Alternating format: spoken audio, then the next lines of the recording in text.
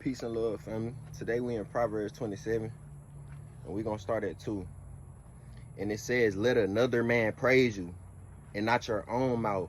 It say a stranger and not your own lips. Right? It say a stranger. So that's another way of being humble. It say to let somebody else give you your credit, give you your props, right? Now we finna go to Matthew 16. We finna go to Matthew 16. And now we're going to start at 13. When Jesus came into the coast of Caesarea of Philippi, he asked his disciples, saying, whom do men say that I, the Son of Man, am? So he asked his disciples, he say, who do people say that I am, right?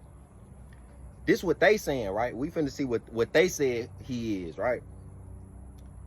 And they said, some say that you are John the Baptist, some Elijah, and some Jeremiah or one of the prophets, right? So that's who they said he is, right? So for an example, child of God, some people might misunderstand you. They might say, oh, you look like him, or I thought you was him, or they might say, you know, they just don't really know you, right? So that's what everybody else was saying who Christ was. But let's see who he really is. He said unto them, but whom say you that I am? So he talking to his brother. These the people that ran with him. They knew him personally. So he's saying, who do you say that I am, though, right? Right? And Simon Peter answered and said, you are the Christ, the Son of the living God.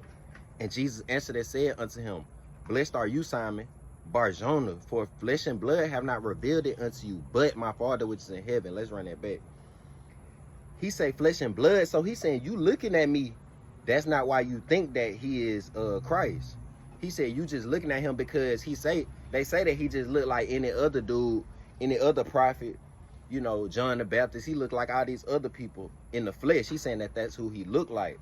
But he's saying he really is the Christ, the Son of the living God. Right? So he said, that's not, the physical realm is not what revealed that to you. He said, but the spirit. Right? So you got to have the spirit, like I said, to be able to identify a child of God, you know, which is your people. Right? It's about the spirit. Now we're going to start in this Luke 22:66. It say, and as soon as it was day, the elders of the people and the chief priests and the scribes came together and led him into their council, saying, are you the Christ? Tell us. And he said unto them, if I tell you, you will not believe. Right? So they interrogating Jesus, right? So he said, if I tell you, you won't even believe, because they don't respect him. They really don't respect him. So he's saying, if I tell you, you wouldn't even believe me. Right? And God tell us not to waste our time. So he said, if I tell you, you won't even believe me. And if I also ask you, you will not answer me, nor let me go. Hereafter shall the Son of Man sit on the right hand of the power of God. And they said, then said they all, are you the Son of God? And he said unto them, you say that I am. Right? So he never said it. He said, that's who you say that I am. Because that's the whole reason why he in that position. Because everybody else said that he the Son of God, that he the Messiah, right? That he came to save his people.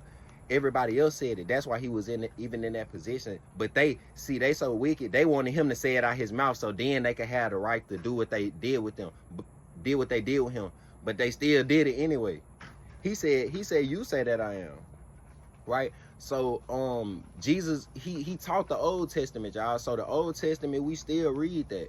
You know, I just want to tell that to y'all too. I advise everybody to read Proverbs. That's a good foundation.